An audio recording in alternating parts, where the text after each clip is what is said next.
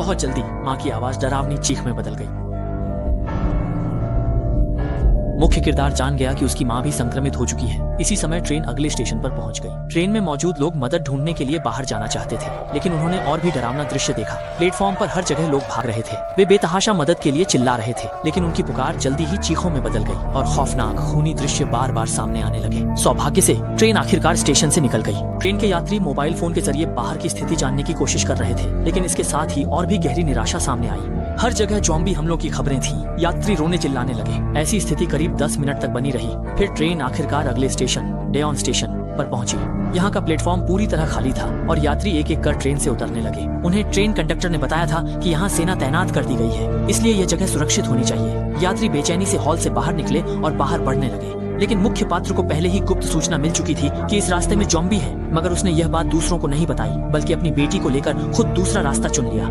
अन्य यात्री जब लिफ्ट से नीचे उतरे तो उन्हें कुछ अजीब लगा। यहाँ सच में एक सैन्य टुकड़ी बाहर तैनात थी, लेकिन जैसे ही वे मुड़े उन्होंने देखा कि वहाँ चारों ओर घने झुंड में सिर्फ ज़ॉम्बी ही ज़ॉम्बी थे। ज़ॉम्बी पागलों की तरह भीड़ पर टूट पड़े और बड़ी मुश्किल से बचे लोगों को बेरहमी से काटने लगे। लोग वापस भागने लगे। माशू ने अपनी पत्नी को गोद में उठाया और उसे पास की सीढ़ियों तक पहुँचा दिया। लोग चीखते चिल्लाते हुए भागने लगे। वहीं दूसरी ओर मुख्य पात्र ने देखा कि जिस गली से वह जा रहा था वह भी अब ज़ॉम्बियों से भर चुकी है। वह तुरंत पीछे मुड़ा और देखा कि ज़ॉम्बी उसकी बेटी पर हमला करने वाले हैं। मुख्य पात्र वहां पहुंचने की कोशिश करता है, पर समय नहीं है। जब लड़की को ज़ॉम्बी पकड़ने ही वाला होता है, माशू समय पर आ जाता है। वह एक वार में ज़ॉम्बी को काबू कर लेता है। माशू की पत्नी लड़की का हाथ पकड़कर भागती है। वे मुख्य दरवाजे के अंदर भाग जाते हैं। माशू और छात्र दरवाजे की रखवाली करते हैं। मुख्य पात्र वहां भागकर जाना चाहता है, पर तभी एक ज़ॉम्बी उस पर झपट पड़ता है और उसे गिरा देता है। इसी समय एक भिखारी ने अपने कपड़े से ज़ॉम्बी का सिर ढका और मुख्य पात्र को बचाया। इस बार मुख्य पात्र ने भागने के बजाय माशू और बाकी लोगों के साथ मुख्य दरवाजे की रक्षा की।